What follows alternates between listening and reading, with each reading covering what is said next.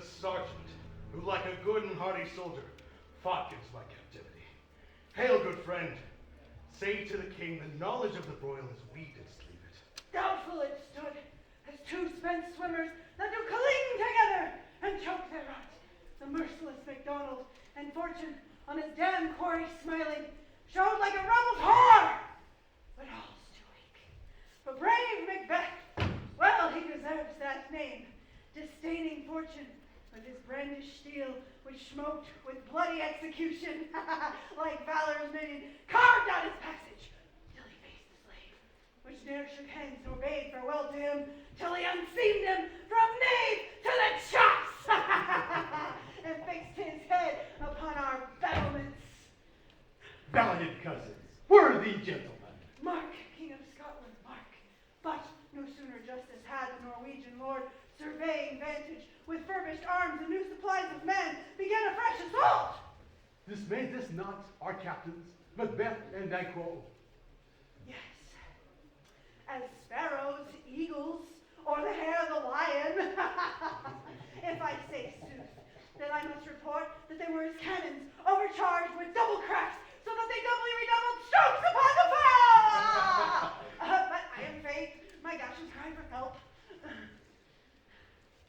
Well, thy words be kind, as thy wounds, they smack of honor gold. Go, get him surgeons.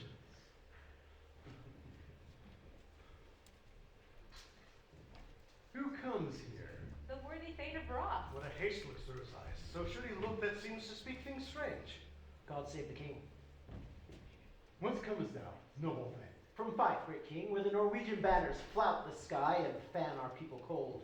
Where Norway himself, with terrible numbers, assisted by that most disloyal traitor, the Thane of Cawdor, began this dismal conflict. Till that Bologna's bridegroom, Captain Macbeth, confronted him with self-comparisons, point against point, rebellious arm against arm, curbing his lavish spirit, and to conclude, the victory fell on us. Well, great happiness. No more that Thane of Cawdor shall deceive our bosom interest. Go now, and proclaim his present death, and with his former title, greet Macbeth. It shall be done. What he hath lost, noble Macbeth hath won.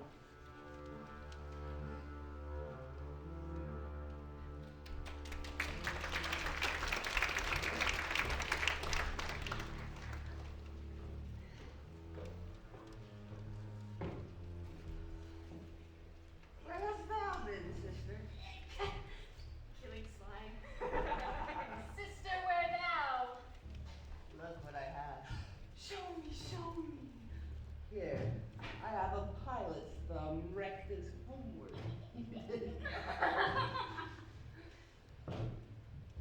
A drum. A drum.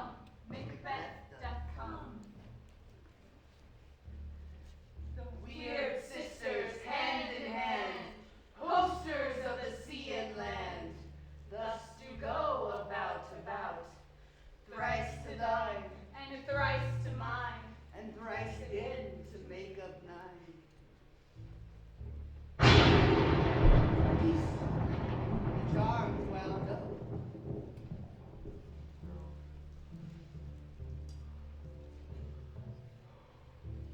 So foul and fair a day I have not seen.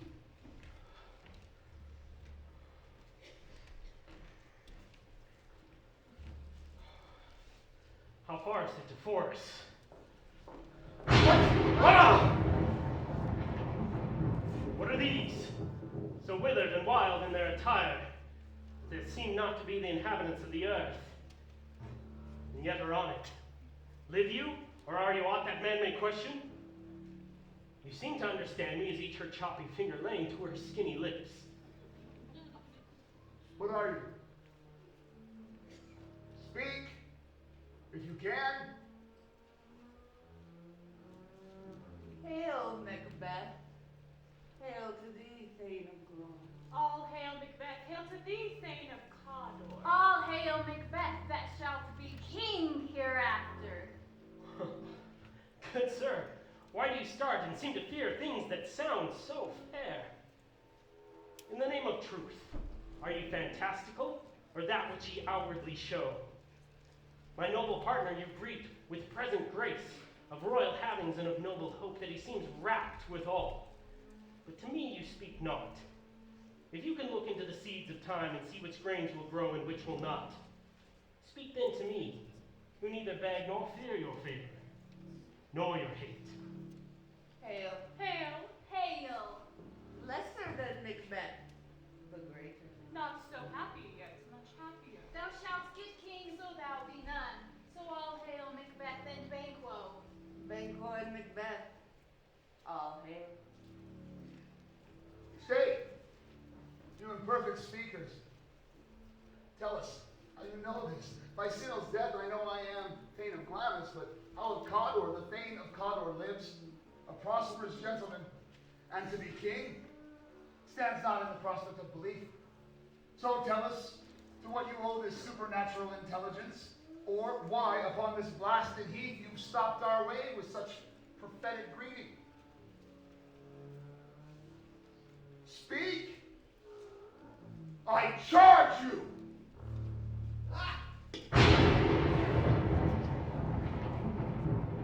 The earth hath bubbles as water has, and these are of them. Whither are they vanished? Into the air.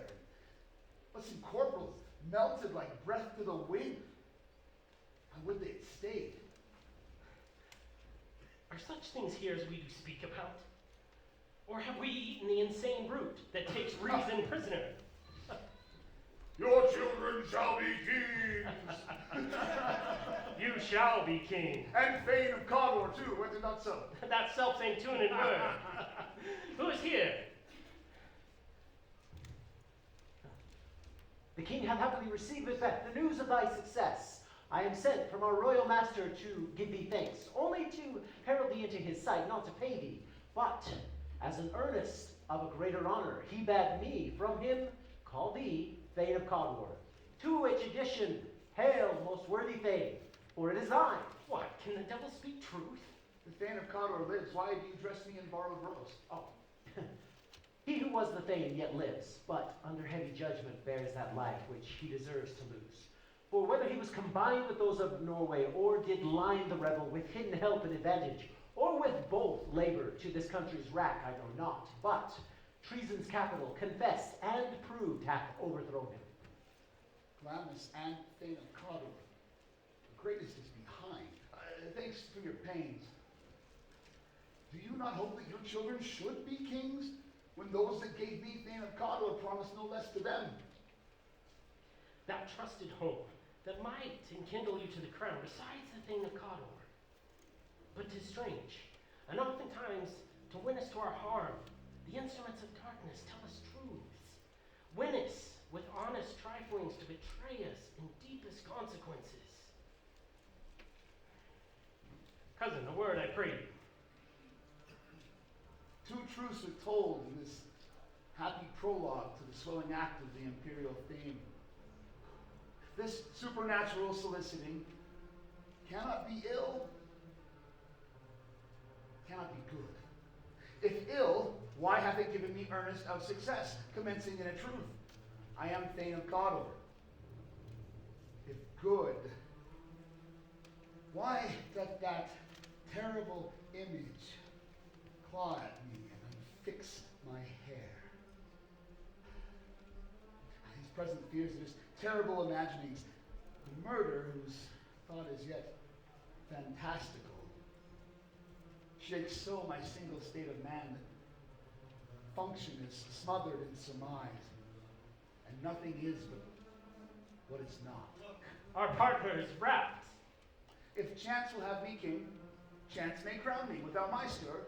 New honors come upon him like a new garment cleaves not to its robe, but with the aid of use. Come what come may, time and the hour runs through the roughest day. Dear Macbeth, we stay upon your leisure. My friends, forgive me. My dull brain was wrought with things forgotten. Let us to the king. At more time, think upon what has chanced here. And the interim, having waited, let us speak our free hearts to each other. Very gladly. Till then, enough.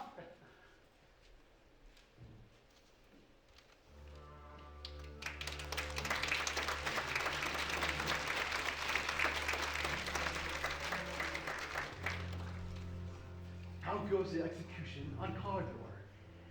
Are not those in our commission yet returned? My liege, they are not yet come back. But I have spoke to one that saw him die, who did report that very frankly he confessed his treasons and set forth a deep repentance after imploring your highness's pardon. Nothing in his life became him like the leaving of it. There is no art in the mind's construction of the face. He was a gentleman upon whom I built an ultimate trust.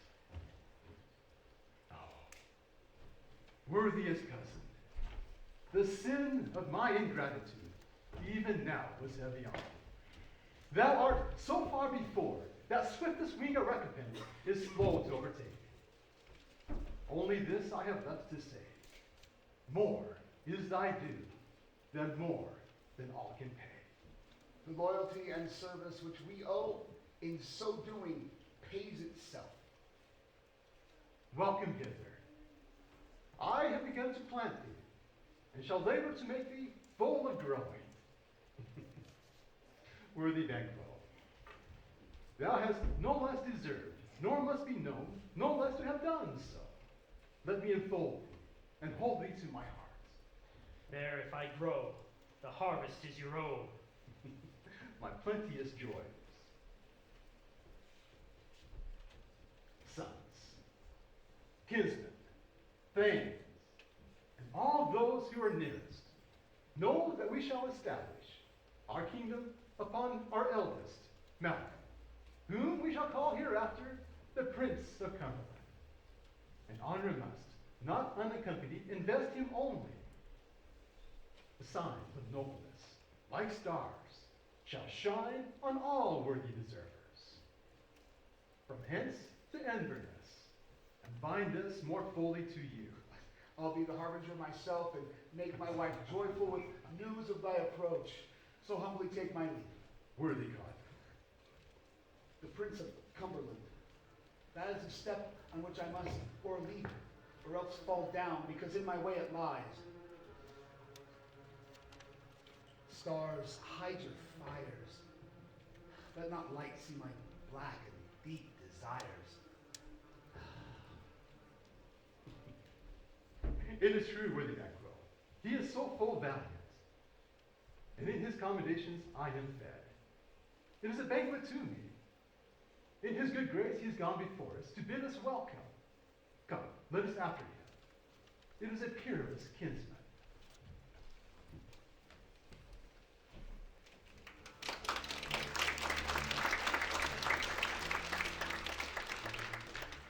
They met me in the day of success, and I have learned by the perfectest reports that they have more in them than mortal knowledge. When I burned in desire to question them further, they made themselves air, into which they vanished. While I stood wrapped in the wonder of it, came missives from the king, who all hailed me Thane of Cawdor, by which title before these weird sisters saluted, and it referred me to, for the coming on of time, as king that shalt be. This have I thought good to deliver thee, O dearest partner of greatness, that thou mightst not lose the dues of rejoicing by being ignorant of what greatness is promised thee. Lay it to thy heart, and farewell. Glamis thou art, and Cawdor, and shalt be all thou art promised. Yet I do fear thy nature. It is too full of the milk of human kindness to catch the nearest way. Thou wouldst be great, art not without ambition, but without the illness should attend it. Oh, hie thee hither, that I may pour my spirits in thine ear, and chastise with the valor of my tongue all that impedes thee from the golden round, which fate and metaphysical aid doth seem to have thee crowned withal. What are your tidings? The king comes here tonight. Thou art mad to say it. Is not thy master with him, who, were it so, would have informed for preparation? So please you, it is true, our Thane is coming. One of my fellows had the speed of him, who, almost dead for breath, had scarcely more than would make up his message. Give him tending. He brings great news.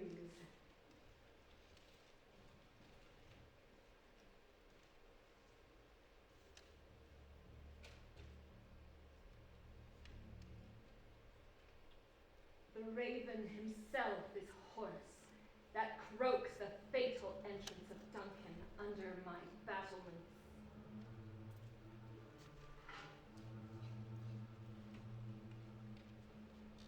Come, you spirits that tend on mortal thoughts. Unsex me here and fill me from the crown to the toe top full of direst cruelty. Make thick my blood. Stop up the access and passage to remorse, that no compunctious visitings of nature shake my fell purpose, nor make peace between the effect and it. Come to my woman's breasts and take my milk for gall, you murdering ministers, wherever in your sightless substances you wait on nature's mischief. Come, thick night, and pall thee in the dunnest smoke of hell, that my keen knife see not the wound it makes, nor heaven peep through the blanket of the dark to cry, hold! Hold! Great Glamis, worthy Cawdor, greater than both by thee all hail hereafter. Thy letters have transported me beyond this ignorant present, and I see now the future in the instant. My dearest love, Duncan comes here tonight. And when goes hence? Tomorrow, as he proposed. Oh, shall sun that morrow never see! Thy face, my fame, is as a book where men may read strange matters. To beguile the time, look like the time. Bear welcome in your eyes, your hand, your tongue. Look like the innocent flower, but be the serpent under it. He that's coming must be provided for, and you shall put this night's great business into my dispatch, which shall to all our nights and days to come give solely sovereign sway and masterdom. We will speak on this further. Only look up clear. To alter favor ever is to fear. Leave all the rest to me.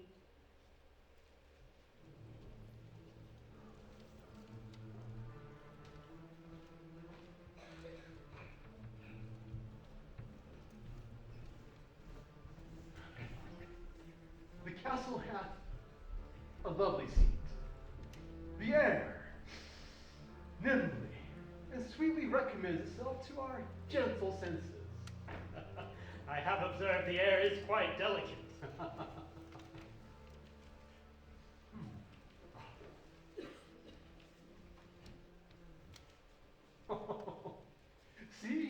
See, our noble hostess. The path of love that we follow sometimes is our trouble, yet still we think as love.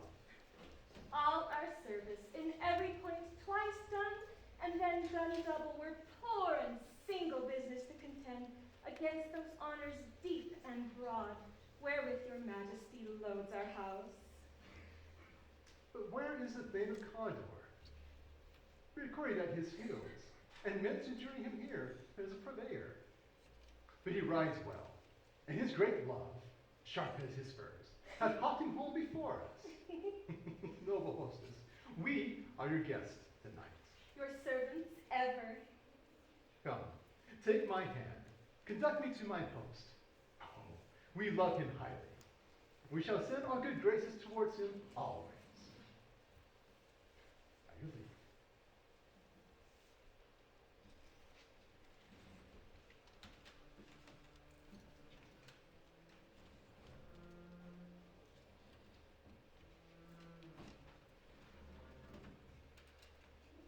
If it were done when 'tis done, then 'twere well it were done quickly.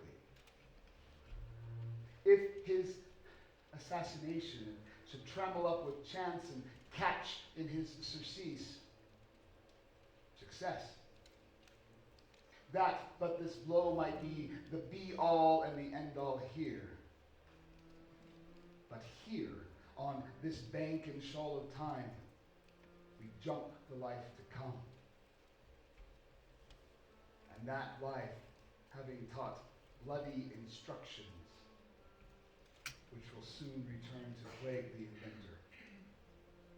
This even-handed justice commends our poisoned chalice to our own lips. He's here in double trust. First, I am his kinsman, and his subject, strong both against the deed. Then I am his host, who against his murderer should shut the door, not bear the knife myself. Besides, this Duncan has borne his faculties so meekly, has been so clear in his great role, that his taking off should scream trumpet-tongued like the angels against his deep damnation. I have no spur to prick the sides of my intent, only vaulting ambition, which o'erleaps the one and falls down on the other. How now? What news? He has almost supped. Why have you left the chamber? Has he asked for me? No, you not. He has. We will proceed no further in this business. He hath given me honor of late, and I have bought all sorts of golden opinions from all sorts of people, which would be worn now in its newest gloss, not cast aside so soon. Was the hope drunk wherein you dressed yourself? Hath it slept since, and wakes it now to look so green and pale at what it did so freely? Art thou afeard to be the same in thine own act and valor as thou art in desire? Wouldst thou not have what thou esteem'st the ornament of life, and live a coward in thine own esteem, letting I dare not wait upon or would? Prithee, peace. I dare do all that may become a man. He that dares more is none. What beast was it then that made you break this enterprise to me? When you durst do it, then you were a man. And to be more than what you were, you would be so much more the man. I have given suck, and know how tender 'tis to love the babe that milks me. I would, while it was smiling in my face, have plucked my nipple from its boneless gums and dashed the brains out, had I so sworn as you have done to this. If we should fail. We? Fail? But screw your courage to the sticking place, and will not fail. When Duncan is asleep, his two chamberlains will eye with wine and wassail, so convinced that memory, the warder of the brain, shall be a fume. When in swinish sleep their drenched natures do lie as in a death, what cannot you and I perform upon the unguarded Duncan? What not put upon his spongy officers, who shall bear the guilt of our great quell? Bring forth men, children only, for thy undaunted mettle should compose nothing but males. Will it not be perceived when we have marked these sleepy two of his chamber with blood, and used their very daggers that they have done it? Who dares receive it other, when we shall make our griefs and clamors roar upon his death? I am settled, and bend up each corporal agent to the will of this terrible task. Away, mock the time with fairest show. False face must hide what the false heart doth know.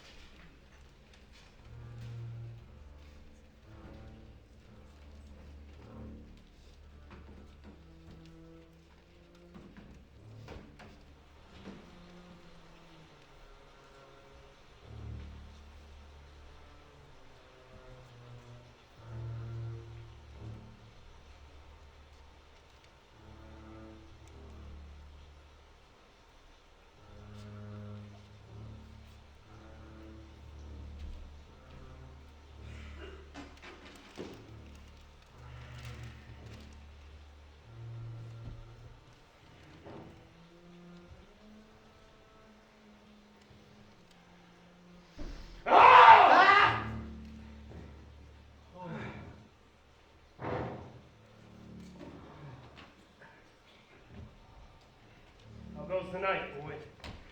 The moon is down. I have not heard the clock. She goes down at 12. I take it is late, sir. Hold, take my sword. There's husbandry in heaven, and the candles are all out. Take that as well. A heavy summons lies like lead upon me, and I would not sleep. Merciful powers, constrain in me those cursed thoughts that nature gives way to in repose. Give me my sword. Who's there? A friend. What? Not yet at rest? The king's abed. He's been in an unusual pleasure. Being unprepared, our will became the servant to defect. All is well.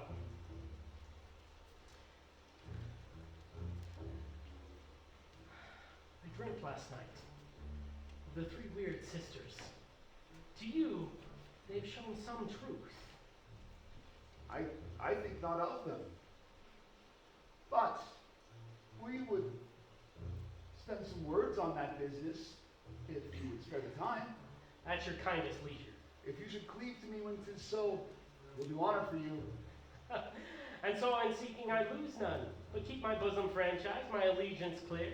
I shall be counseled. Good. Repose the while. The like to you.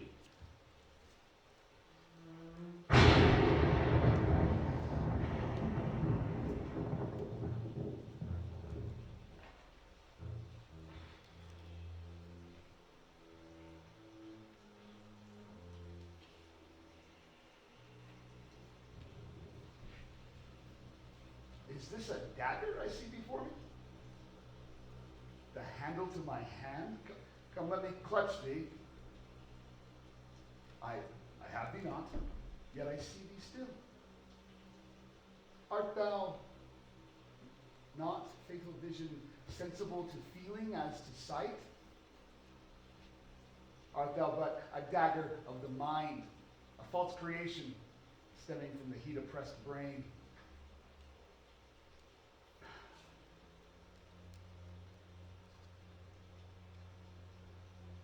I see thee still, and in a form as palpable as that which I now draw. Thou marshalest me the way I was to go, and such a weapon I was to use.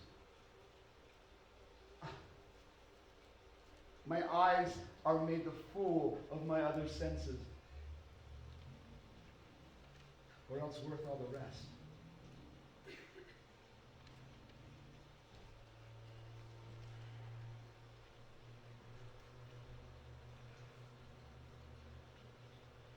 I see thee yet.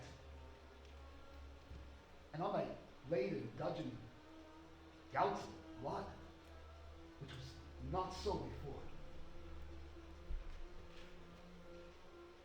There's no such thing. It is this bloody business that does instruct me so.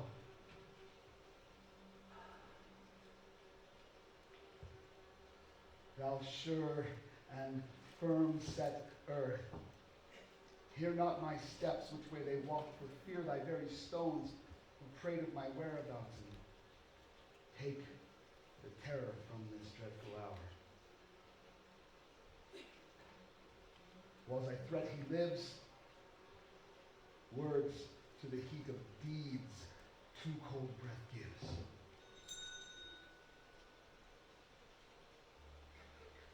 I go, and it is done. The bell summons me. Fear it not, Duncan, for it is a knell that summons thee to heaven.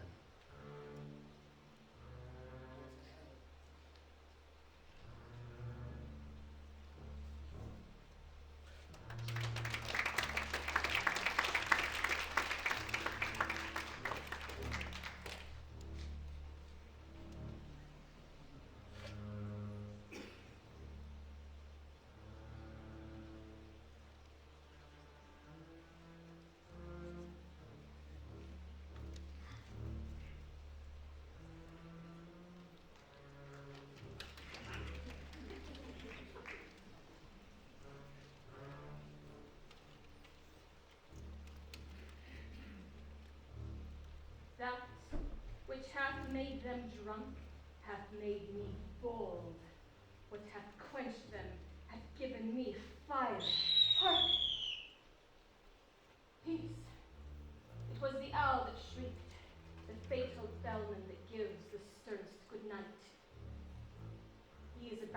then. The doors are open, and the surfeited grooms do mock their charge with snores.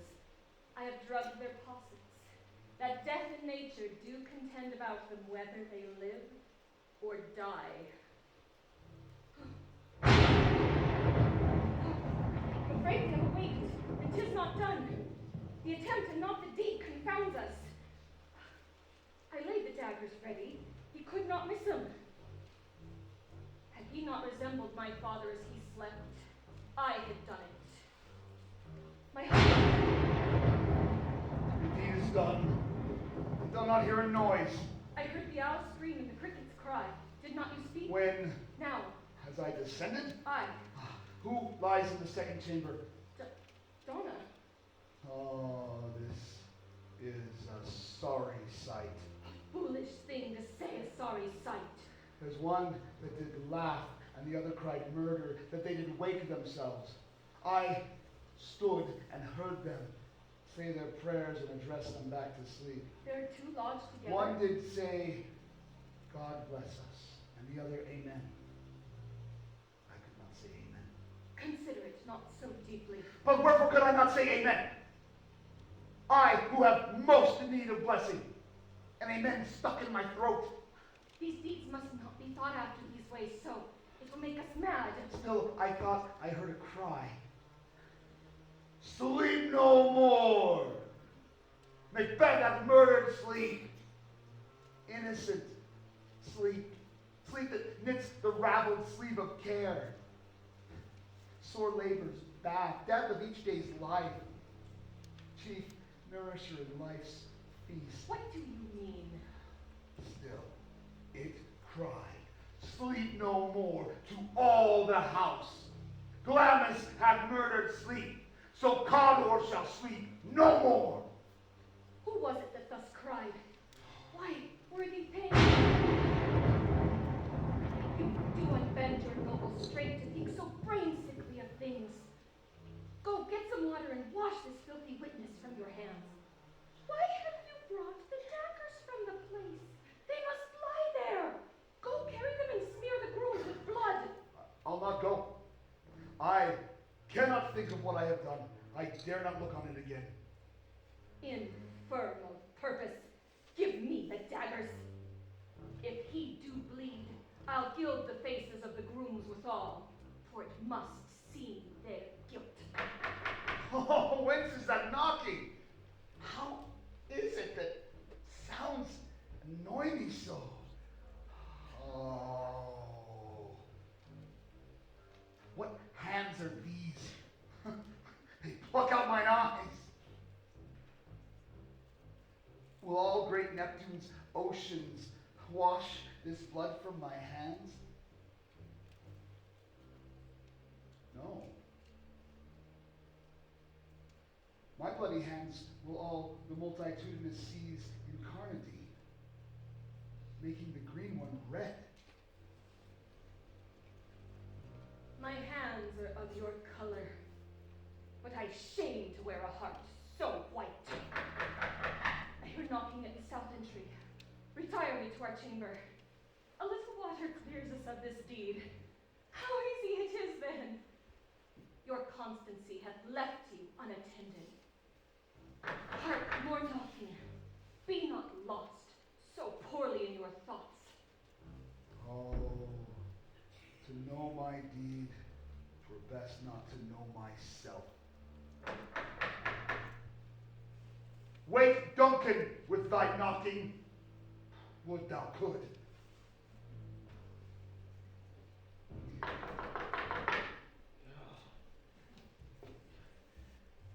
Here's a knocking indeed.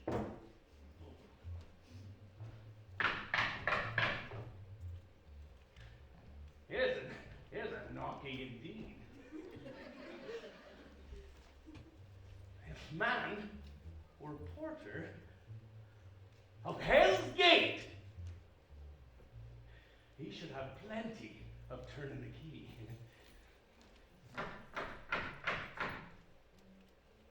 Knock, knock, knock. Who's there? In the name of Beelzebub,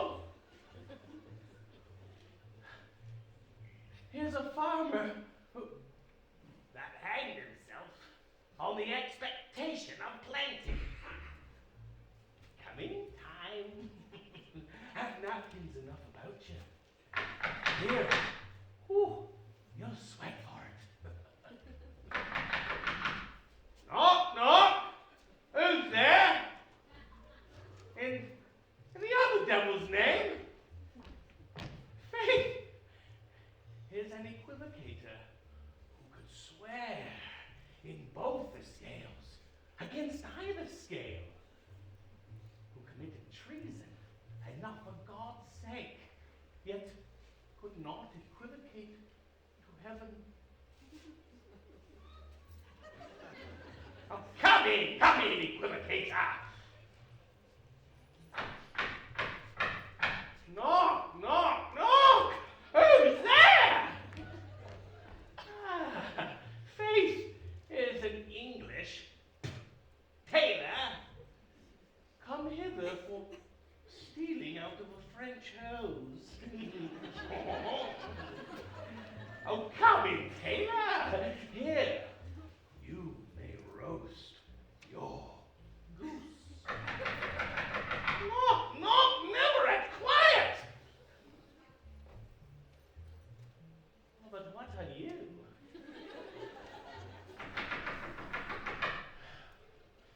But how, this place is too cold for hell. How devil portrait no further.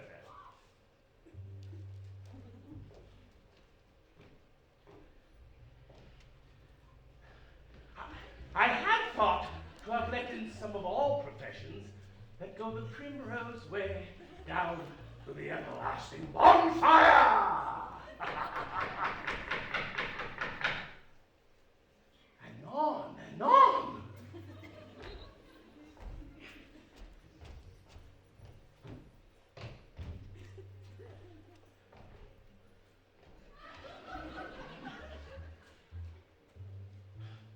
I pray you, remember the porter.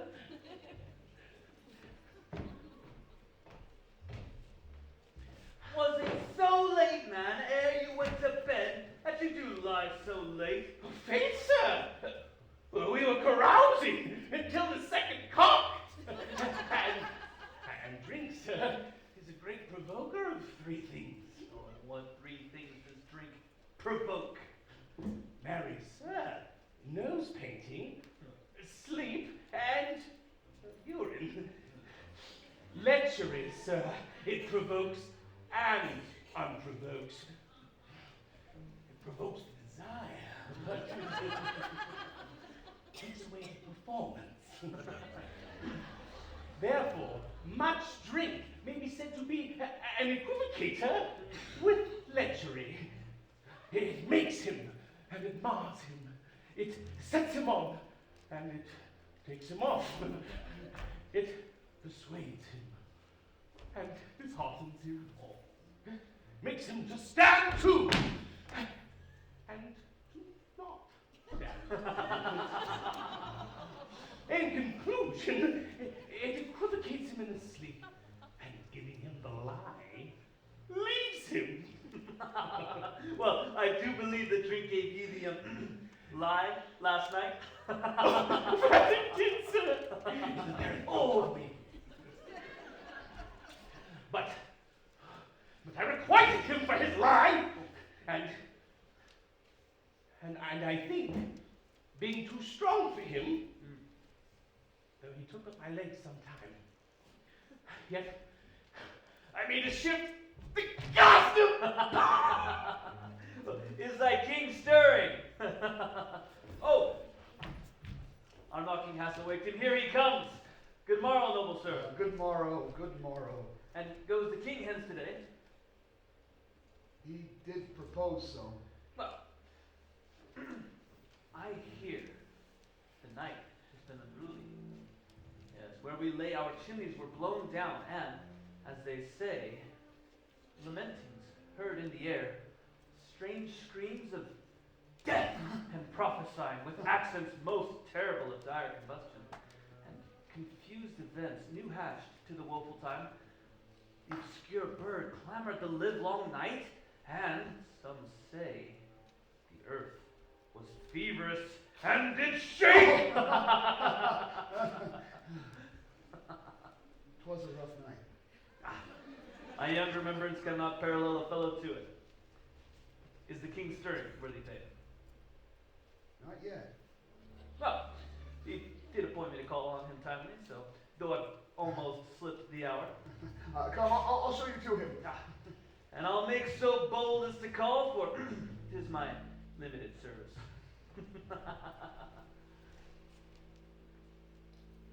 Oh! Horror. Horror. Horror. Tongue nor heart cannot conceive nor name thee. What is the matter? Confusion now hath made his masterpiece. Most sacrilegious murder hath broke oath the Lord's anointed temple, and stolen thence life o' the building. What is it you say? The life being you his majesty? Approach the chamber and destroy your sight with the new Gorgon. Do not bid me speak. See, then speak yourself. Awake. Awake! Ring the alarm bell! Murder and treason! Banquo! Malcolm! Donna! Shake off this downy sleep, death's counterfeit, and look upon death itself! Up! Up and see the great doom's image! Malcolm! Banquo! From your graves rise up and walk like sprites to countenance this horror! Ring the bell!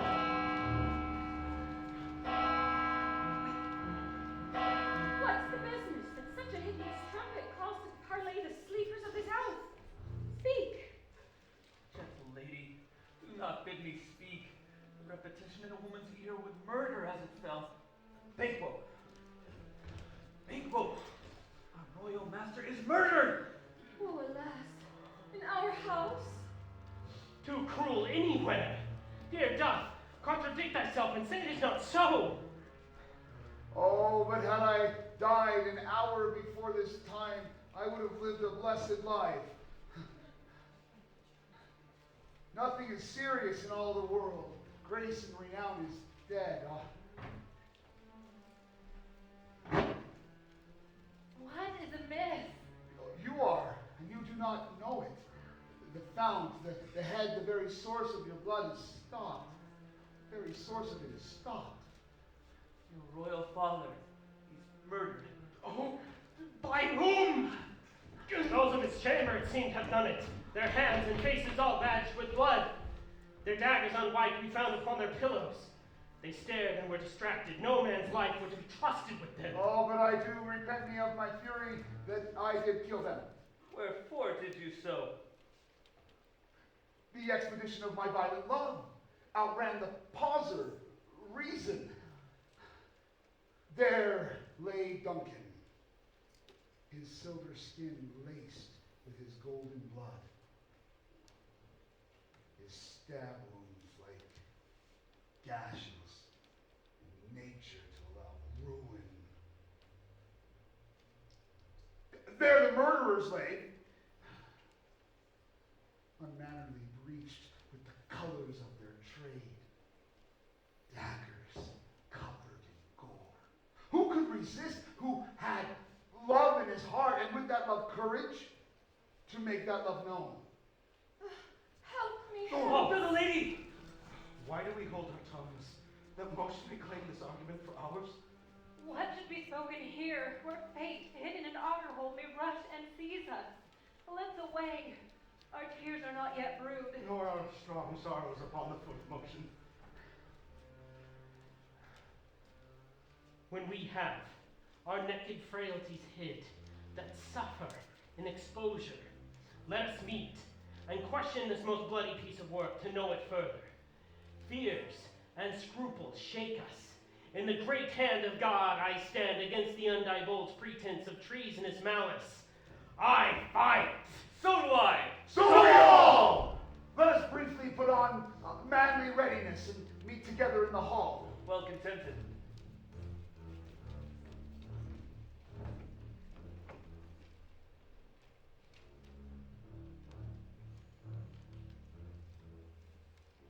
Let's not consort with them. What will you do? To show an unfelt sorrow is an office the false man does easy. All to England. To Ireland our separated fortune shall keep us both the safer. Where we are, there are daggers in men's smiles. bloody. This murderous shaft that shot hath not yet lighted. Our safest way is to avoid the aim. Therefore to horse, and be not dainty in leave taking, but shift away. There's warrant in that theft, which steals itself when there's no mercy left.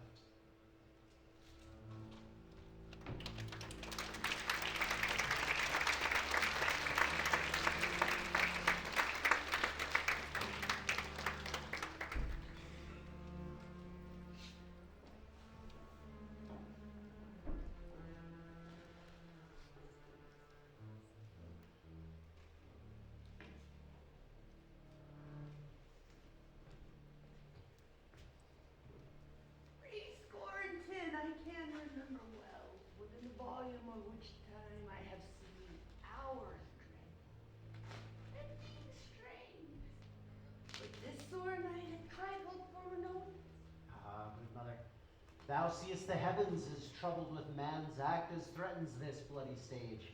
By the clock 'tis day, yet dark night strangles the traveling lamp.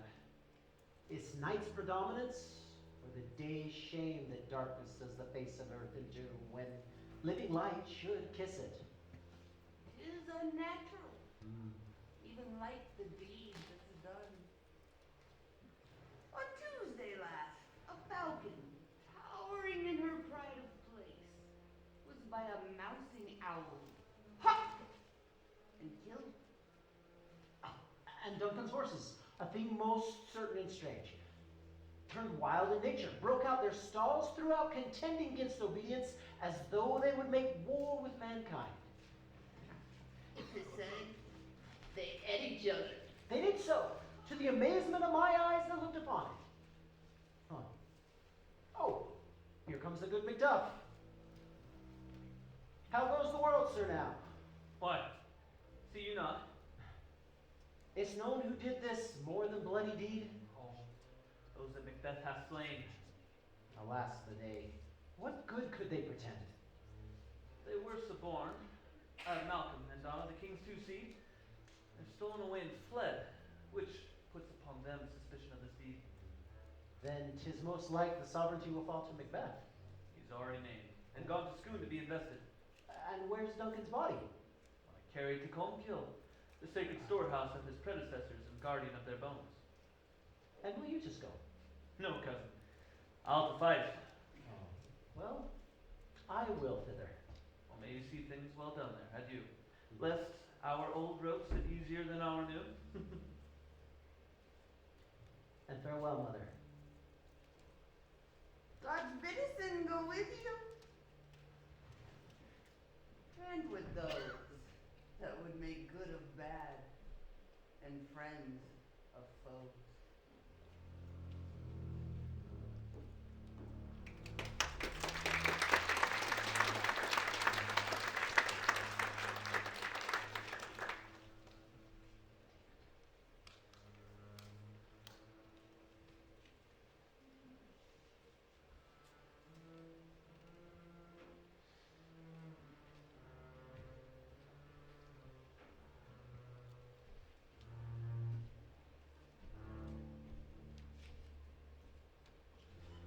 Thou hast it now. King, Cawdor, Glamis all, as the weird women promised. And I fear thou playedst most foully for it. Yet it was said, it should not stand in thy posterity, but that myself should be the root and father of many kings. If truth come upon thee, Macbeth, their verities shine. May they not be my oracles as well, and set me up in hope? But hush, no more. There's our chief guest. If he had been forgotten, it had been as a gap in our great feast and all thing unbecoming. Tonight we'll hold a solemn supper, sir, and we'll request your presence. Let your highness command upon me. My duties are within an indissoluble tie forever knit. Ride you this afternoon. Aye, my good lord. Fail not our feast. I will not, my lord. We hear our bloody cousins are deposed to England and Ireland not confessing their cruel patricide. But get thee to the horse. Adieu, adieu. Goes Fleance with you? Aye, my lord, our time does call upon us. Yes. Farewell, till the evening.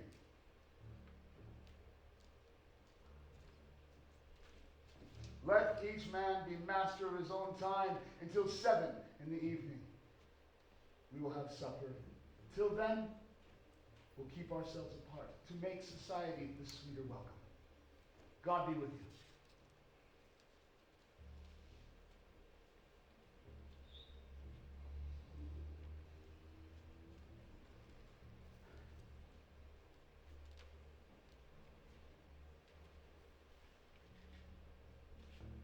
To be thus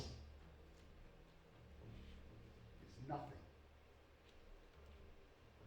but to be safely thus. Our fears in Banquo stick deep, and in his nobleness of nature there is much to be feared. It is much he dares. And to that undaunted valor he hath a wisdom that doth guide his actions in safety. There is none save Banquo whose person I fear. And he rebukes my genius, as it said Mark Antony's was by Caesar. He chid the weird sisters when they first put the name of king on me and bade them speak to him, and then they, prophet-like, named him the father to a line of kings. On my head they placed a fruitless crown, a barren scepter in my grip, wrenched to be wrenched with an unlineal hand. No son of mine succeeding. If that is so, then for Banquo's sake have I murdered Duncan. For Banquo's children have I put rancor in the vessel of my peace, that they may be kings, the seeds of Banquo. Kings.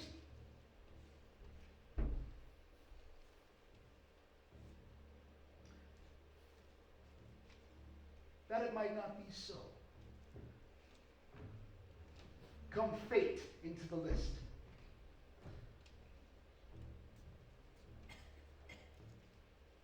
Did we not meet together yesterday? It was so please your highness. And did you consider my speeches?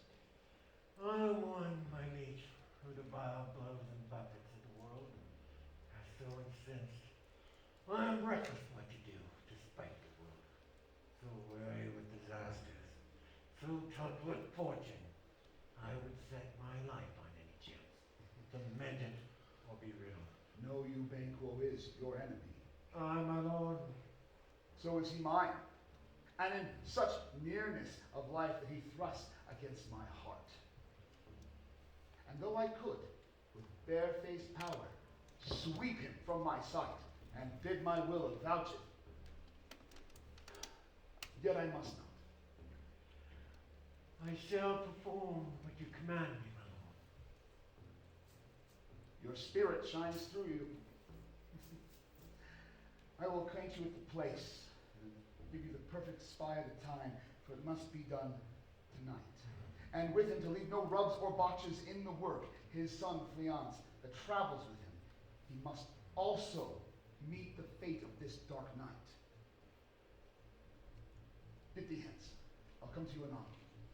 I am resolved, my lord. It is concluded.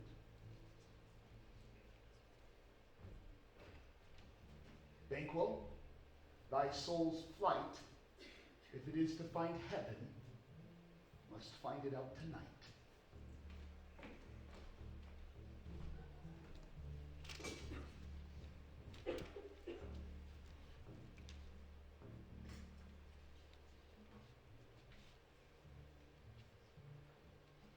Is Banquo gone from court? Aye, madame, but returns again tonight. Say to the king I would attend his leisure for a few words. Madame, I will. Not had our desires got without content. 'Tis safer to be that which we destroy than by destruction dwell in doubtful joy.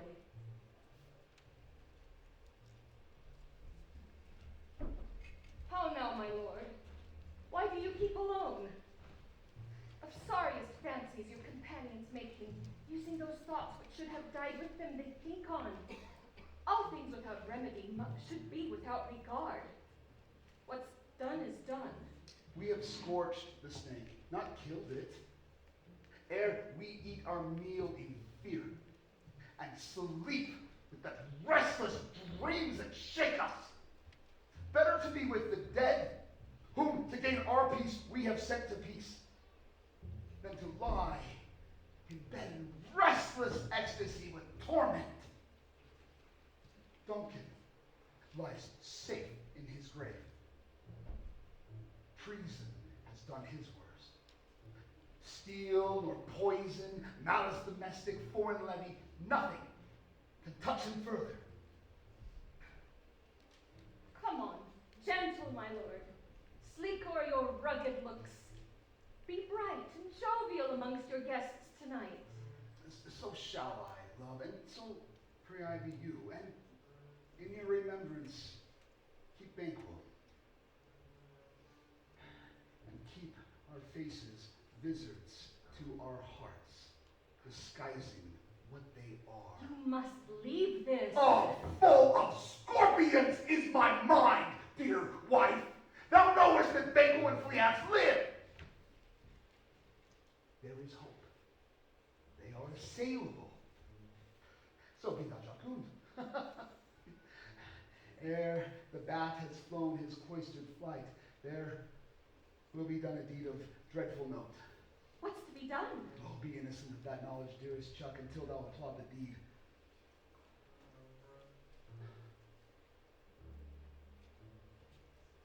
Come, sealing night, and scarf up the tender eye of pitiful day. My bloody hand wrench and tear at that block that keeps me pale. The light thickens, and the crow makes way to rooky wood. Good things of the day do droop and drowse, while night's dark agents their prey do rouse. Thou marvelest at my words, but keep thee still. Things bad begun make strong themselves by ill.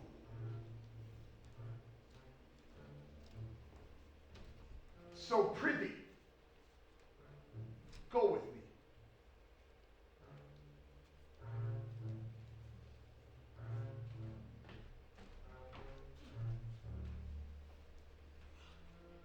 Horses.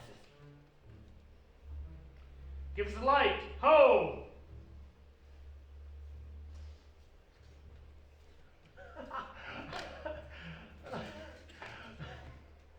There will be rain tonight.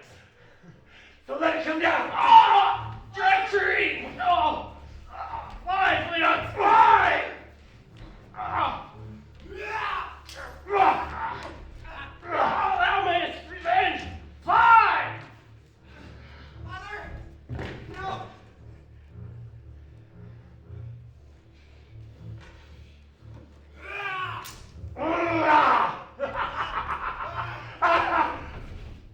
Hurry, strike out the light! One is bite down. The sun is bright! I have lost the best half of our fare. I shall away and say what has been done. Ah!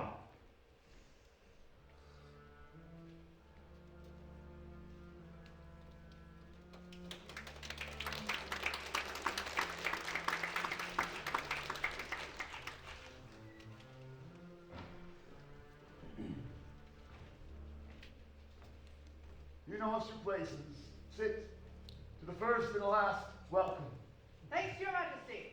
We will ourselves sit here in the midst and play the humble host while we await our hostess's greeting. Pronounce it for me, sir, to all our friends. For my heart speaks, they are welcome. See, they honor thee with their thanks. Sit. I'll sit in the midst, and anon we will drink a measure the table round. Be in good mirth.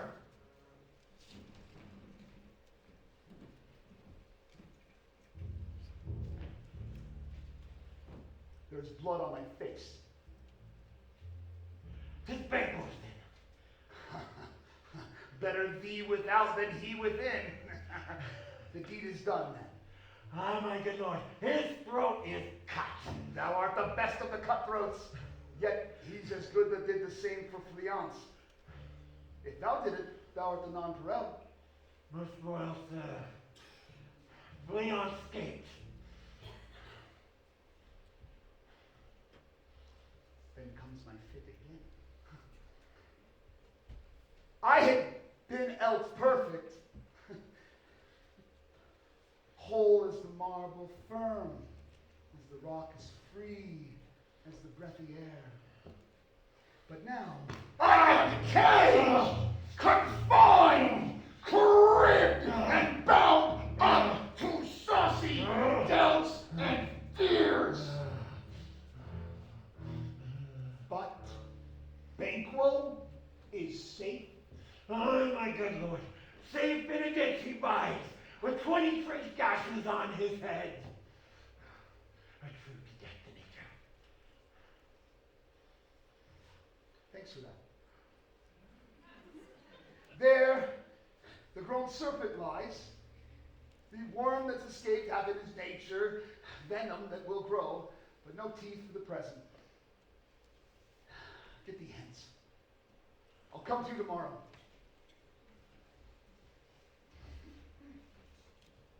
My royal lord, you do not get the cheer. The feast is solved that is not often vouched while 'tis a making, 'tis given with welcome. To feed were best at home, from thence the sauce to meet is ceremony, meeting were bare without it. Sweet remembrancer. Your forgiveness I beg, my friends. Here, let's sit. You know, the glory of our nation would be roofed if our person Banquo were here. His absence lays blame upon his promise, my lord. Please, your highness, to join us at the table. The table's full. Here is a place reserved, sire.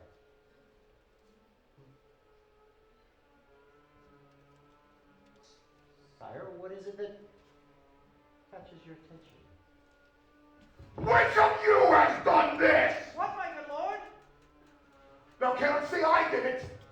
Do not shake thy gory locks at me. Rise, his highness is not well. No, sit, worthy friends. My lord is often thus, and hath been from his youth. Pray you, keep seat. If much you mind him, you shall offend him, and extend his passion. Feed and regard him not. Are you a man? Oh, I, and a bold one that would regard that would appall the devil. Oh, proper stuff. This is the very painting of your fear. This is the air-drawn dagger which you said led you to Duncan. Oh, these flaws and starts, impostures to true fear. Why do you make such faces? Prithee, look! Behold! Lo! What care I if thou can nod? If thou can nod, thou can speak. Oh, quite a man in folly.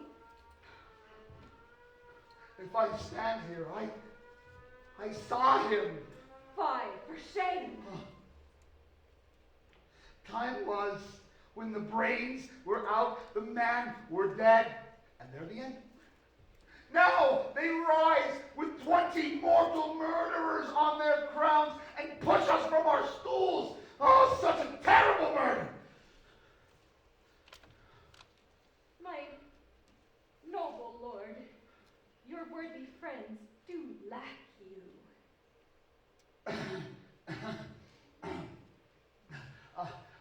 I plead your pardon, my dear friends. I have a strange affliction, which is nothing to those that know me. Come, sit. Oh. Here, let's have a drink. Wine, fill full. Oh, we shall drink to our good friend Banquo. Would that he were here. You all know. Our duties and the pledge.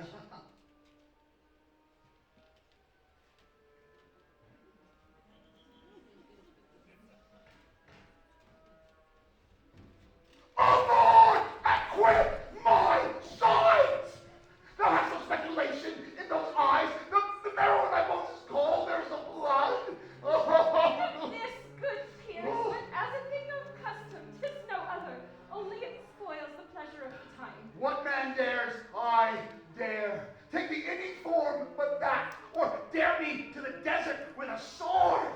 I shall never fear. Hence, horrible shadow! Unreal mockery! Hence!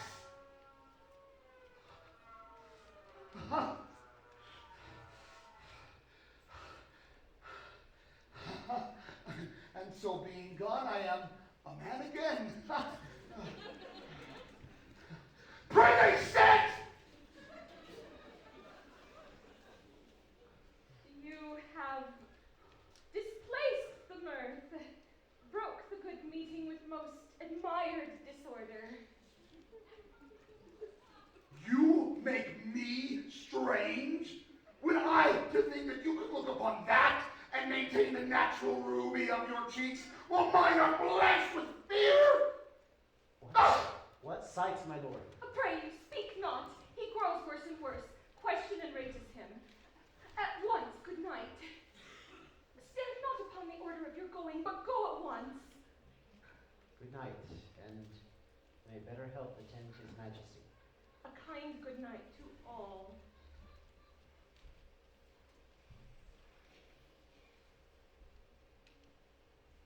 It will have blood. They say blood will have blood. Stones have been known to move, and trees to talk. How sayest thou the person of Macbeth keeps his presence from us? Did you send to him, sir? I will tomorrow to the Weird Sisters. There's more they can say. It will be that all things work to my good. I am in blood stepped so far that returning were as tedious as to go over. Strange things I have in mind that ere to hand must be acted before they be scanned. You lack the season of all natures. Sleep.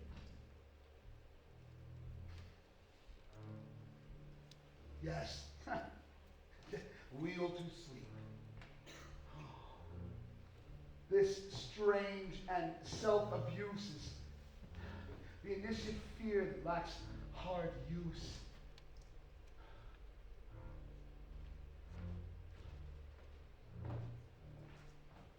We are but young indeed.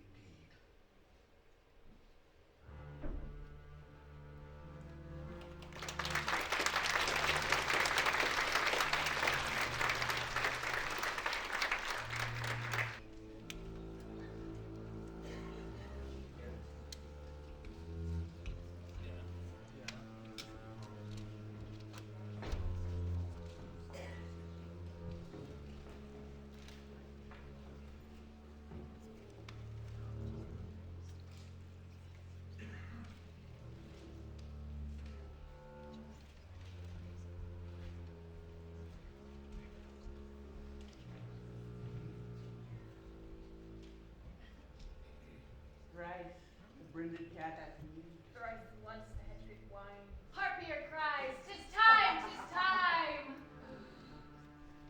Round about the cauldron go. Double, double toil and trouble, fire burning cauldron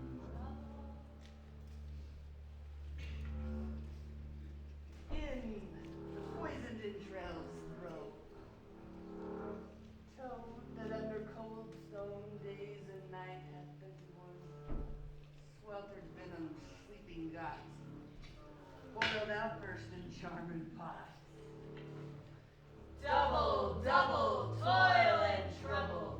Fire burn and cauldron bubble. Fillets of fenny snake in the cauldron boil and bake. Eye of newt, toe of frog, wool of bat, and tongue of dog. Adder's fork, and blind worm's sting, lizard's leg, and howlet's wing. For a charm of powerful trouble, like a hell rock boil and bubble. Double, double, toil and trouble. Fire burn and cauldron bubble. Scale of dragon, tooth of wolf, witch's mummy, maw and gulf of the ravined salt sea shark, root of hemlock, digged in the dark. Finger up for its strangled babe, ditch delivered by a drag. Make the rule thick and slab, add thereto a tiger's chaudron for the ingredients of our cauldron. Double, double, toil and trouble. Fire burn and cauldron bubble. Cool it with baboon's blood, and the charm is firm and good. And now, about the cauldron sing, like elves and fairies in a ring, enchanting all that you put in. Double, double, toil and trouble, fire burn and cauldron bubble. Double, double, toil and trouble, fire burn and cauldron bubble. By the pricking of my thumb, something wicked this way comes. Open locks, whoever knocks. How now? You secret, black, and midnight hags, what is it you do? A deed without a name. I conjure you by that which you profess to know, however you come to know it, to answer me what I ask of you. Speak. Demand. We'll answer. Say if thou'dst rather hear it from our mouths or from our masters. Call them, let me see them. Pour in sow's blood that had eaten her 9 pharaoh, grease that sweetened from the murdered gibbet, throw into the fire. Come high or low, thyself in office deftly show. Whatever thou art, I have questions for thee. He knows thy thoughts. Hear his speech, but say thou not. Macbeth, the Macbeth, the Macbeth. Beware, Macbeth. Beware the Thane of Fife. Dismiss me. Enough. Whatever thou art, for thy good caution, thanks, but I have one more question. He will not be commanded. Here's another, more potent than the first. Macbeth! Macbeth! Macbeth! Had I 3 ears, I'd hear thee. Be bloody, bold, and resolute. Laugh to scorn the power of man, for none of woman born shall harm Macbeth! Well, then live Macduff. What need I fear of thee? Yet, I'll make assurance double sure and take the bond of fate. Thou shalt not live, that I may tell pale-hearted fear it lies, and sleep in spite of thunder. What is this? Rises like the issue of a king. Listen, but speak not to it!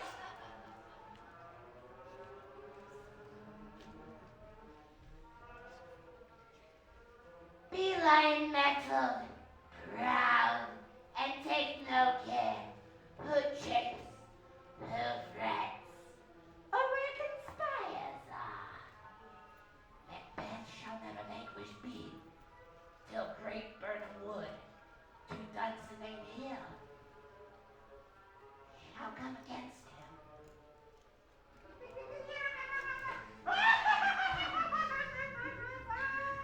But that will never be.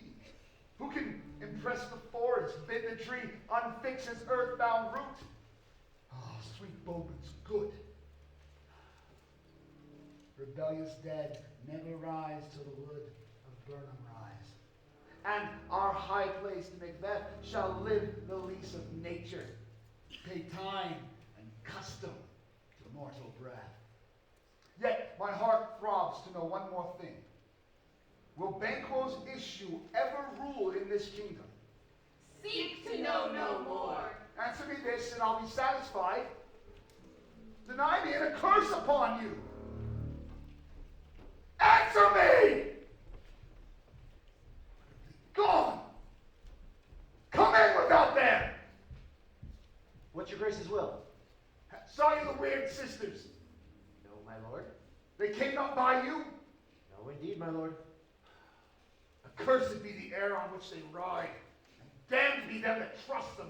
I heard horses. Who was it came by? 'Tis 2 or 3, my lord, that came to bring thee word that Macduff has fled to England. Fled to England? Aye, my lord. From this moment shall the firstlings of my heart be the firstlings of my hand. And to crown my thoughts with actions, be it thought and done. The castle of Macduff I will surprise, seize upon Fife, and put to the sword his wife, his babes, and anyone therein that traces their line to him. No boasting like a fool. This I'll do before the purpose cools.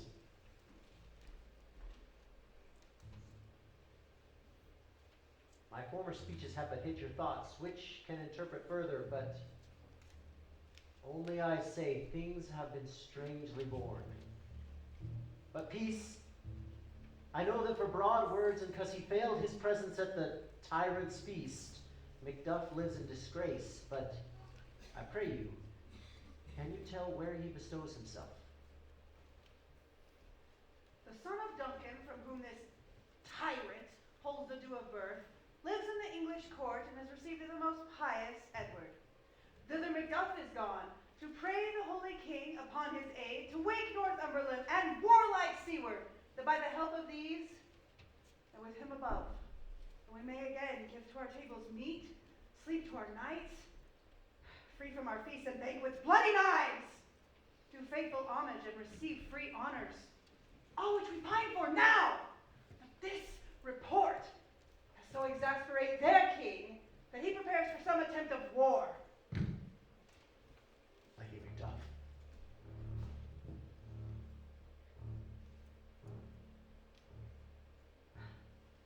Send my prayers with him.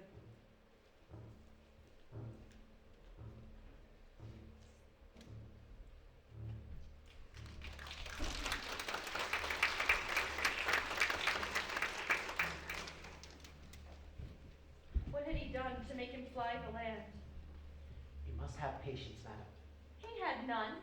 His flight was madness. When our actions do not, our fears do make us traitors. You know not whether it was his wisdom or his fear. Wisdom, to leave his wife, to leave his babes, his mansion and his titles in a place from whence himself does fly. He loves us not. He wants the natural touch. For the poor wren, the most diminutive of birds, will fight her young ones in her nest against the owl. All is the fear and nothing is the love, as little is the wisdom, where the flight runs against all reason. I pray you, school yourself. But for your husband, he is noble, wise, judicious, and best knows the fits of the season. I dare not say much more, only that cruel are the times when we are called traitors and know not ourselves, when we hold rumor to our fears and know not what we fear. I take my leave of you. Shall not be long, but I shall return again. But things at their worst will cease or else climb up to what they were before. My pretty cousin, blessings be upon you. Fathered she is, and yet she's fatherless. I am such a fool. Should I tarry, it would be to my disgrace and your discomfort. I take my leave at once. My love, your father's dead. And what will you do now? How will you live? As birds do, Mother. What? With worms and flies? With what I get, I mean. And so do they. Poor bird. Thou'dst never fear the net, nor the line, pitfall, nor the gin. Why should I, Mother? Poor birds are not set for. My father's not dead, for all you're saying. Yes, he is. And how will you do for a father? If you were... Yeah, how will you do for a husband? Why, I can buy me 20 at any market. Then you'll buy and to sell again. Thou speakest with all thy wit. Was my father a traitor, Mother? Aye, that he was. What is a traitor? Why, one that swears and lies.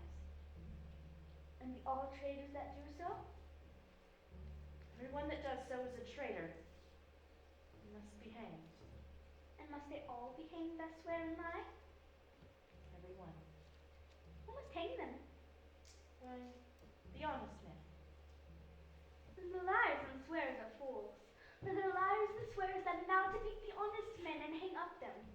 Now God help thee, monkey. But how wilt thou do for a father? If you were dead, you would weep for him. If you were not, it is good sign that I should quickly have a new father. Poor prattler, how thou talkest. Bless you, fair dame, for I am not you known. I doubt some dangers approach you nearly, but if you would take a homely man's advice, be not found here. Oh, hence with your little ones. Heaven preserve you. I dare abide no longer. Whither should I fly? I have done no harm. I remember now. I'm in this earthly world where to do harm. To do harm is often laudable. To do good, sometime accounted dangerous folly. What is his face? Where's your husband? I hope in no place so unsanctified where such as thou mayest find him. He is a traitor! Thou liest, thou shag-haired villain! Young bride of treason. Run away, I pray you!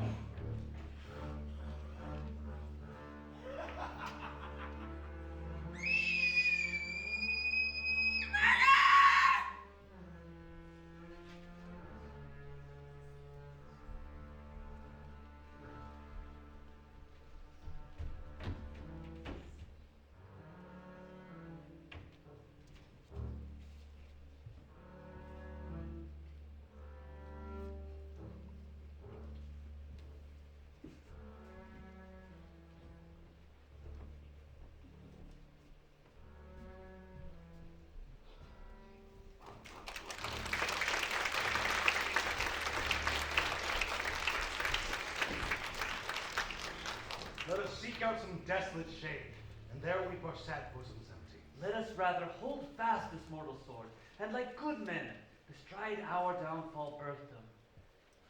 Each new day, new widows howl, new orphans cry, new sorrows strike heaven on the face, that it resounds, as if it felt with Scotland. What I believe all wail, what no believe, and what I can redress as I shall find time to friend, I will. What you've spoken may be so perchance, but this tyrant, whose sole name blisters our tongues, was once thought honest. You have loved him well, and he hath not touched you yet. I am young, and something you may discern of him through me, and wisdom to offer up a weak, poor, innocent lamb to appease an angry God. I am not treacherous. But Macbeth is. a good and virtuous nature may recoil in an imperial charge. But I crave your pardon. I mean, that which you are, my thoughts cannot transpose. Angels are bright still, though the brightest fell. Though all things foul would wear the brows of grace, yet grace must still look so. Well, then I have lost my hopes. Perchance, even where I did find my doubts, why in that rawness leave you wife and child? Such precious motives, strong knots of love, without leave taking. I pray you, let not my jealousies be your dishonors, but mine own safeties. You may be rightly just, whatever I shall think. Oh, bleed, bleed, poor country. Great tyranny, lay thou thy bases sure, for goodness dare not check thee. Wear thou thy wrongs. The title is a feared. Fare thee well, Lord. I will not stay to be the villain that thou thinkest, for this whole space that's within the tyrant's grasp. Be not offended! I speak not as in absolute fear of you. I think the country sinks beneath its yoke. It weeps, it bleeds, and each day a new gash is added upon her wounds. I think withal there would be hands uplifted in my right. And here by gracious England have I offer of goodly thousands. Old Seaward and 10,000 warlike men at a point was setting forth.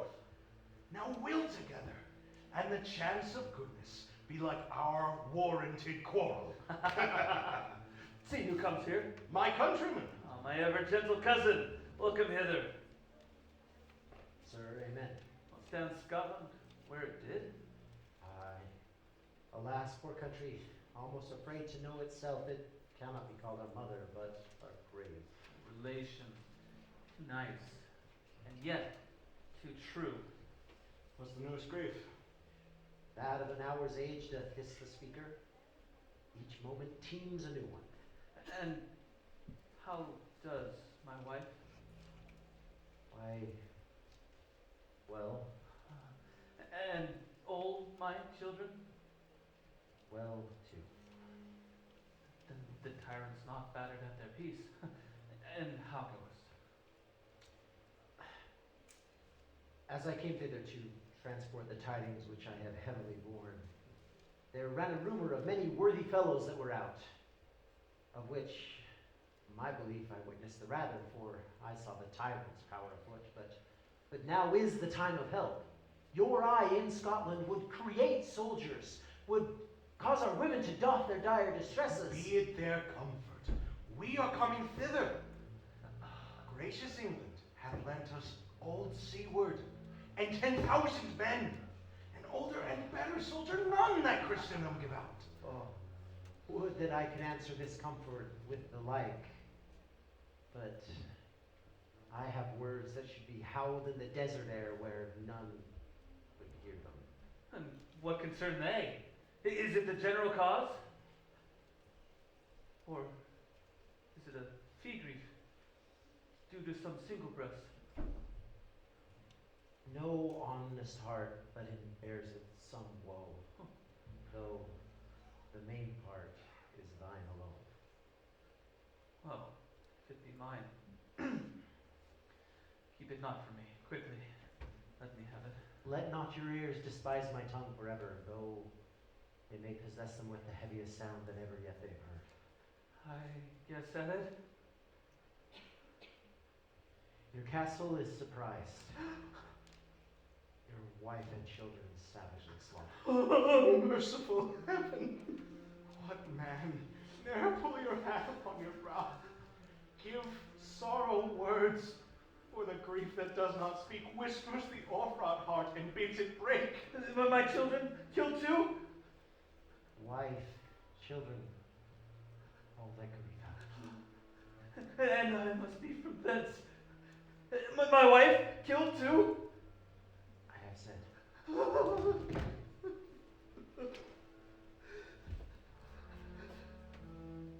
Be comforted. Let us make medicines of our great revenge to cure this deadly grief. He has no children. Oh, my pretty ones. Did you say all? Well, I hope. And what? All my pretty chickens and their dam all in one fell swoop. Dispute it like a man. I shall do so. But I must also feel it as a man.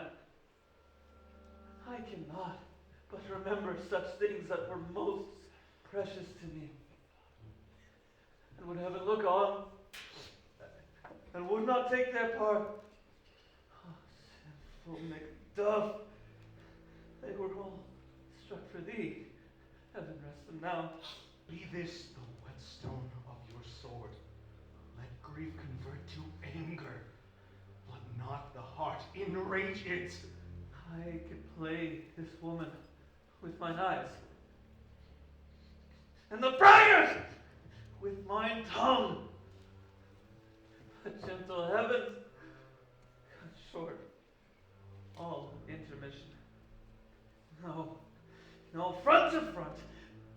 Bring this fiend of Scotland and myself within my sword's length. Set him! This tune goes manly. Come, go we to the king. Our power is ready. Our lack is nothing but our leave. Macbeth is ripe for shaking. And the powers above, put on your instruments and receive what cheer you may. For the night is long that shall never find the dead.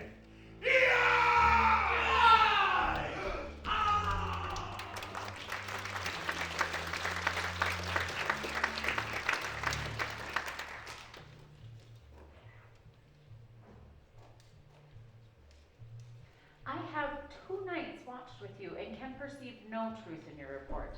When was it she last walked? After His Majesty went into the field. I have seen her rise from her bed, throw on her nightgown, unlock her closet, take forth paper, fold it, write upon it, read it, afterwards seal it, and again return to her bed, yet all this in a most fast sleep. In this slumbery agitation, besides her walking and other actual performances, what at any time have you heard her say? That which I will not report after her.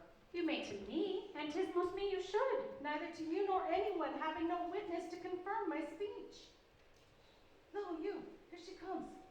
This is her very guise. Observe her, stand close. How came she by that light? Why, I stood by her. She has light continually. 'Tis her command. You see, her eyes are open. Aye, but their sense are shut. What is it she does now? Look how she rubs her hands. It is an accustomed action with her, 'tis seen thus, washing her hands. I have seen her continue in this a quarter of an hour. Yet, here's a spot. Hark, she speaks. I will set down what comes from her to satisfy my remembrance the more soundly. Out, damned spot. Out, I say. 1, 2. Why then, 'tis time to do it. Hell is murky. Fie, my lord, fie! A soldier and a beard. What need we fear? Who knows it? When none can call our power to account. Yet, who would have thought the old man to have had so much blood in him? Do you mark that? The Thane of Fife had a wife. Where is she now? What will these hands ne'er be clean? No more of that, my lord, no more of that. You mar all with this starting. Go to. You have known what you should not. She has spoke what she should not, I'm sure of it. Heaven knows what she has known. Here's the smell of blood. Still!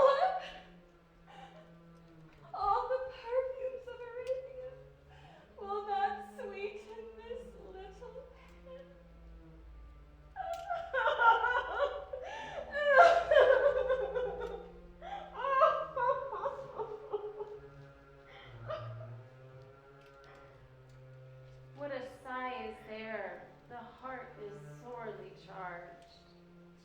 I would not have such a heart in my bosom for the dignity of the whole body.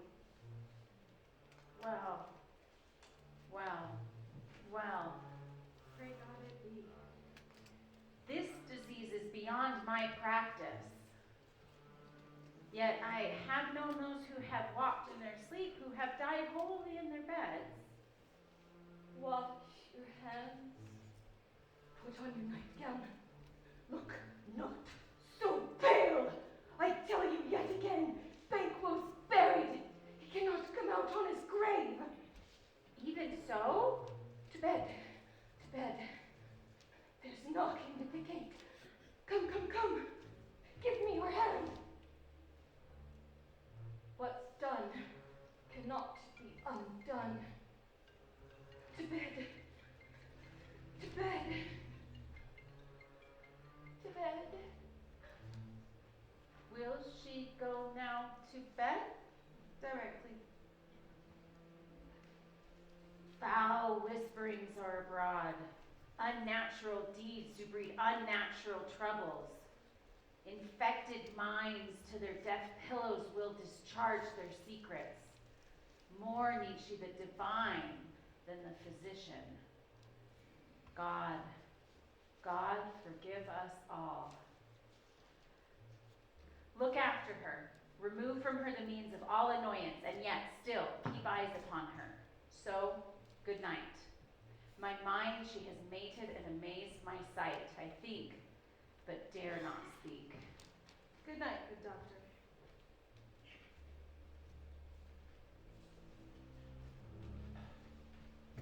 The English power draws near, led on by Malcolm, his uncle Seward, and the good Macduff. Revenges burn in them for their dear causes. Near Burnham Wood shall we well meet them, that way they are coming. Aye, and with a mighty host. I have a file of all of the gentry, their Seward son, and many unrough youths who even now protest their firsts of manhood. What does the tyrant? No. Great son Dunsinane, he strongly fortifies. Some say he's mad. Others that lesser hate him call it valiant fury. But now does he feel his secret murders sticking to his hands. Those he commands move only in command, nothing in love. Now does he feel his title hang loose about him like a giant's robe upon a dwarvish thief. Well march we on, to give obedience where 'tis truly owed. Meet we the medicines of this sickly wheel, and with him pour we into our country's purge each drop of us, or so much as is necessary to do the sovereign flowers and drown the weeds. Make we our march towards Burnham. Bring me no more reports. Let's fly them all. I cannot take with fear till Burnham Wood removed to Dunsinane. The spirits which know all mortal consequence have pronounced me thus. Fear not, Macbeth, for no man born of a woman shall ever have power over you. Then what fear I? Fly, false dames, and mingle with the English epicures. The mind I sway by, and the heart I bear, shall never sag with doubt or start with fear. Oh, the devil damn thee, blacked out, cream-faced loon! Where goest thou with that goose look? There is 10,000 10,000 what, geese? soldiers, sir. What soldier's way face, death of thy soul? Go over, prick thy cheeks, and o'erread thy fear. What soldier's way face? The English force, so please you. Take thy face hence.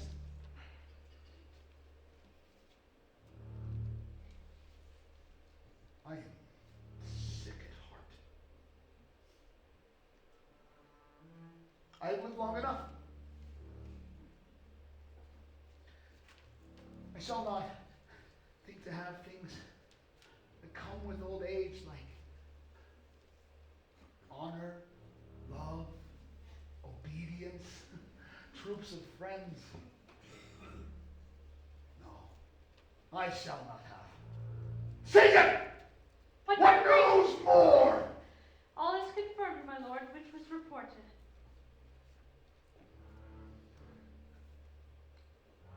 I will fight till from my bones my flesh is hacked. Bring me my armor. 'Tis not needed yet. I'll put it on. Send out more horses. Scur the countryside round. Hang anyone that talks of fear. How does your patient, doctor? Not so sick, my lord, as she is troubled with thick-coming fancies that keep her from her rest. Cure her of that. Canst thou not minister to a mind diseased? Pluck from the memory a rooted sorrow? Raise the written troubles from the heart? Provide some sweet, oblivious antidote to cleanse the o'erstuffed bosom of that stuff so perilously weighs on the heart? Therein the patient must minister to himself. Throw physic to the dogs. Oh, none of it. See that where's my armor? Bring me my sword!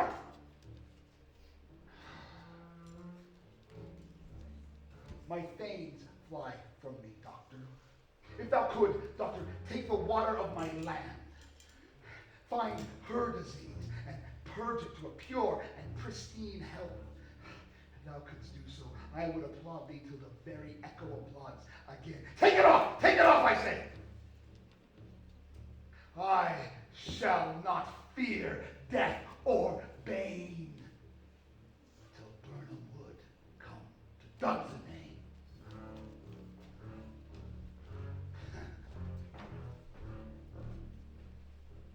Were I from Dunsinane away and clear, profit again should hardly draw me here.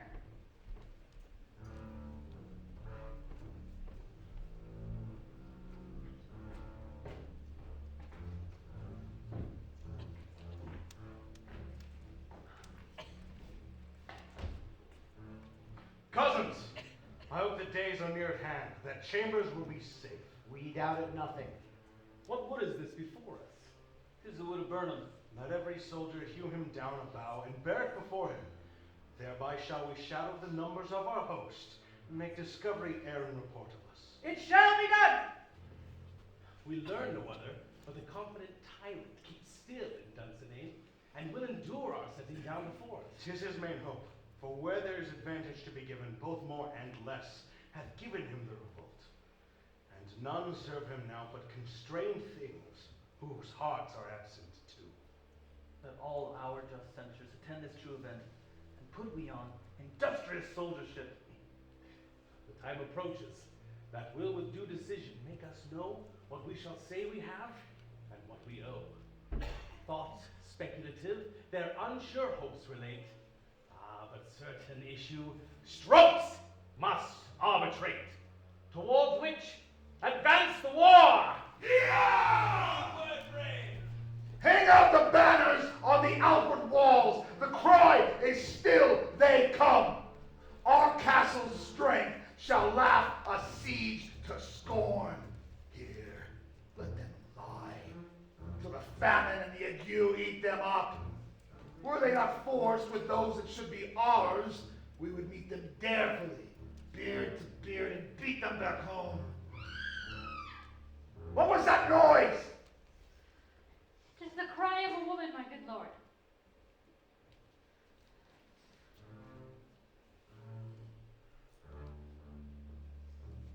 I have almost forgotten the taste of fears. Time was my heart would have cooled to hear a night shriek. Direness, familiar to my slaughterous thoughts, cannot once start me. See then! Wherefore was that cry? The queen, my good lord, is dead.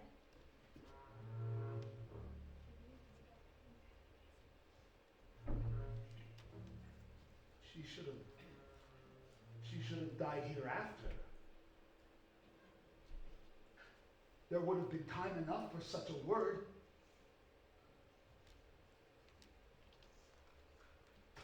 Tomorrow and tomorrow and tomorrow creep in this petty pace from day to the last syllable of recorded time.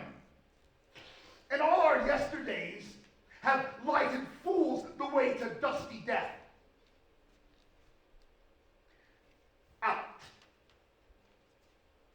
Out, brief candle. Life's a walking shadow, a poor player that struts and frets his hour on the stage and then is heard no more. It's a tale told by an idiot, full of sound and fury, signifying nothing. Thou comest to use your tongue, use it. Gracious my lord, I should report that say which I saw, but know not how to do it. Well, say. As I did stand my watch upon the hill, I looked toward Burnham, and anon methought the wood began to move. Liar. Slave. Let me endure your wrath if it be not so, but within this 3 mile may you see it coming, I say a moving grove. If thou speakest false, upon the next tree shalt thou hang till thou die of famine. If you speak sooth, I care not if you do the same to me. I pull in resolution and begin to doubt the equivocation of these fiends that lie like truth. Fear not till Burnham would come to Dunsinane. And now a wood comes to Dunsinane? On and out! If that which she vouches doth appear, there is no flying forth or tarrying here.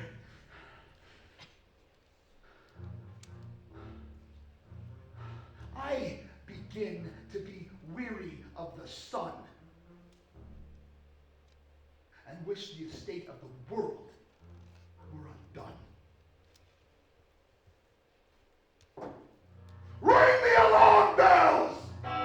Blow, wind, come, rat! At least we'll die with harness on our back!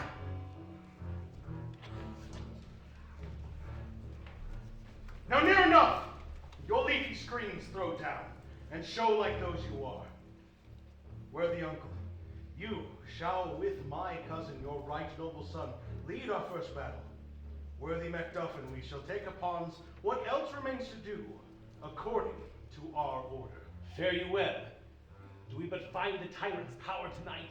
Let us be beaten if we cannot fight. Make all your trumpets sing, and give them all breath. Those clamorous harbingers of blood and death!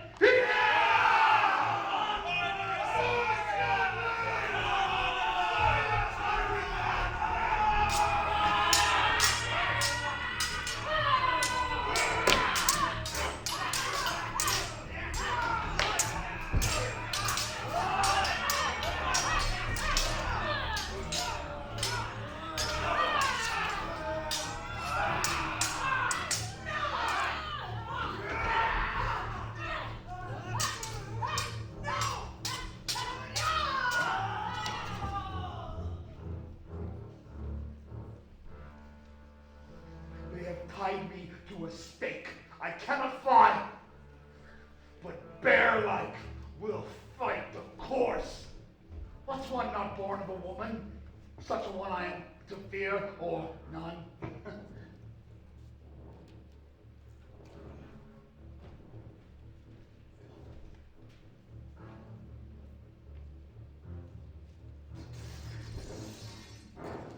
What is thy name?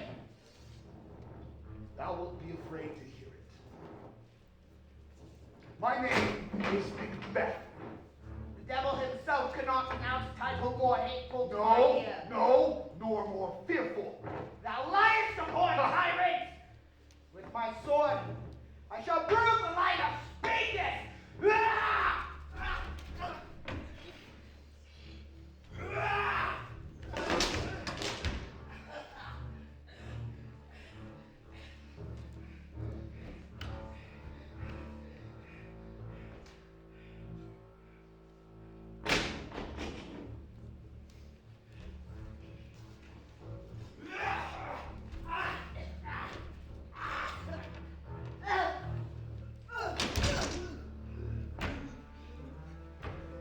Thou was born of a woman. Swords I laugh at. Weapons laugh to scorn. Brandished by those of a woman born.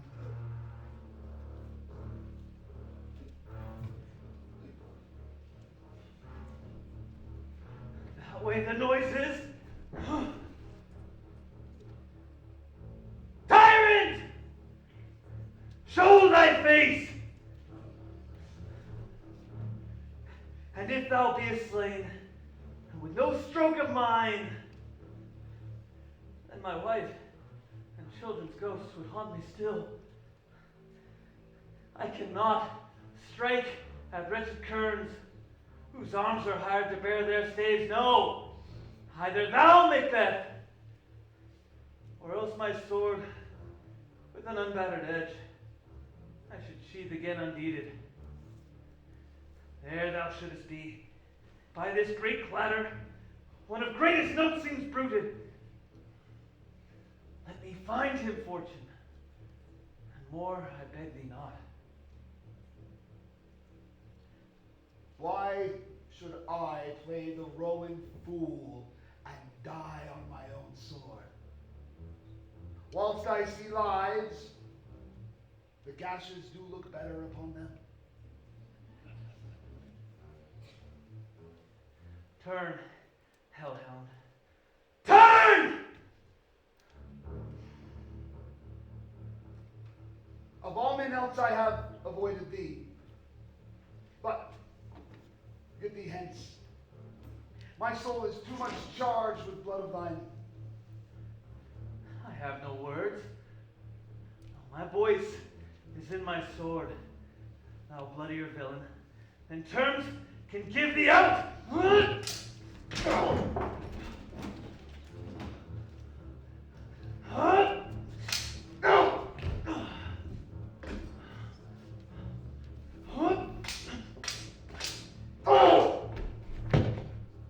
Thou losest labor.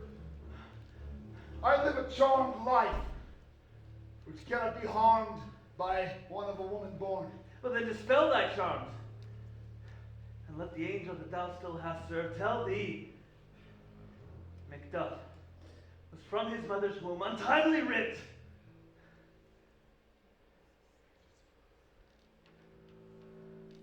Accursed be the tongue that tells me so, for it has cowed my greater part of man. And be these juggling fiends no longer believe that keep the word of promise to our ear, but break it on our heart. I'll not fight thee. Well then yield, coward, and live to be the show, and gaze all the time. Yes, I will have thee, as our rarer monsters are, painted on the pole, and under it, here may you see the tyrant Macbeth. I'll not live to kiss the ground at Malcolm's feet, nor to be the totem of the rabble's curse. Fear not till guns in aim, and now oppose, being of no woman born.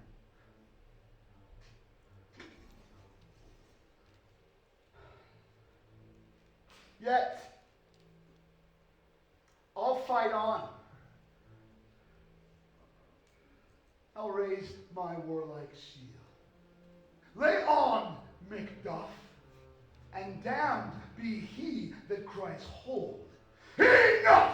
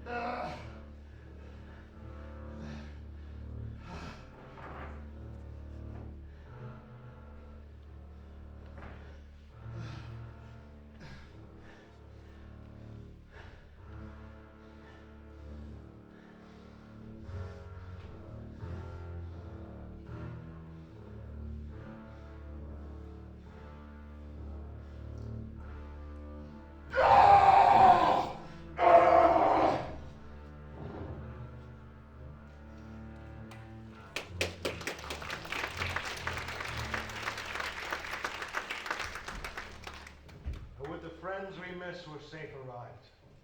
Some must go off, and yet by those we've seen, so great a day as this is cheaply bought. Macduff is missing, and your noble son. Your son has paid the soldier's debt, my lord. He only reached the age of a man, but confirmed his prowess in the unshrinking station where he fought, but as a man he died. He is dead then? Aye, and your grief cannot be measured by his worth, for then it would have no end. Were his hurts before? Aye, on the front. Why then, God's soldier be he. Had I as many sons as I have bred, I would not wish them to a fairer death. And so, his nail is knolled. Hail, King, for so thou art. Behold, the usurper's cursed head. The time is free. I see thee, compassed with thy kingdom's pearl, that speak my salutation in their minds, whose voices I desire aloud with mine. Hail, King of Scotland! Hail, King of Scotland! We shall not spend a large expense of time. Before we reckon, we use several loves and make us even with you. Thanks, kinsmen. Henceforth be earls, the first that ever Scotland in such an honor named.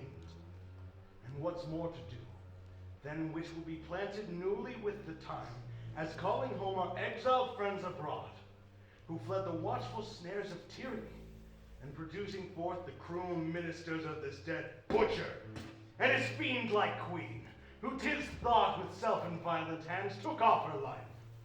This, and what needful else be done, by the grace of grace, we shall perform in measure, time, and place. So thanks to all at once, and to each one, whom we invite to see us crowned at Scone.